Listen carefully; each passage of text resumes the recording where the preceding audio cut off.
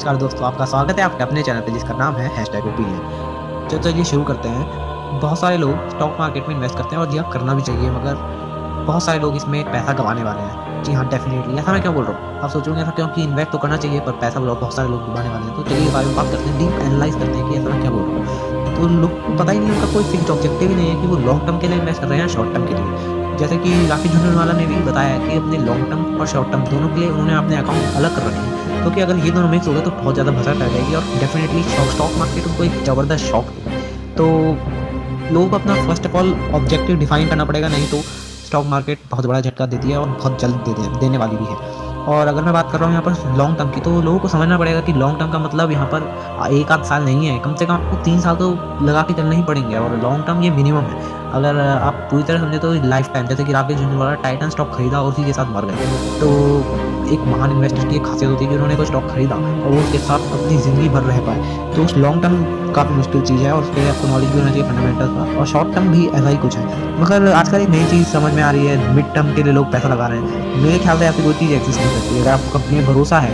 कि वो अच्छा करेगी लॉन्ग टर्म में, तो आप उसके ऊपर लॉन्ग टर्म में पैसा लगाएंगे। और अगर आपको स्टॉक मार्केट के लिए सिर्फ स्टॉक खरीदना बेचना है, उसके अंदर आप प्रॉफिट कमाना चाहते हैं, तो वो शॉर्ट टर्म हो गया। मगर ये मिड टर्म क्या है, तो बिल्कुल ही इसके अंदर डेफिनेटली आपको लॉस होना ही होना है। तो इससे जितना दूर रहें तो बढ़िया है, और ये आपके दिमाग में ना ही आए तो बढ़िया है। और बात करते हैं तो कि आप डिसाइड कैसे करें कि हम कैसे इन्वेस्ट करें, अपने ऑब्जेक्टिव को कैसे डिफाइन करें। तो पहली बात करें अगर लॉन्ग टर्म की, अगर आप लॉन्ग टर्म में इन्वेस्ट कर सकते हो, क्या चाहिए उसके अंदर, आपको फंडामेंटल्स अच्छे पता होने चाहिए कंपनीज के। अगर आपको लगता है कि आपको कंपनी समझ आती है और उसके फंडामेंटल अच्छे हैं और वो फ्यूचर में अच्छा ग्रोथ दिखाएगी, तो आप उसके अंदर इन्वेस्ट कीजिए। और उसके अंदर फिर आपको पेशेंस रखना पड़ेगा, जो कि दुनिया में सबसे मुश्किल काम है।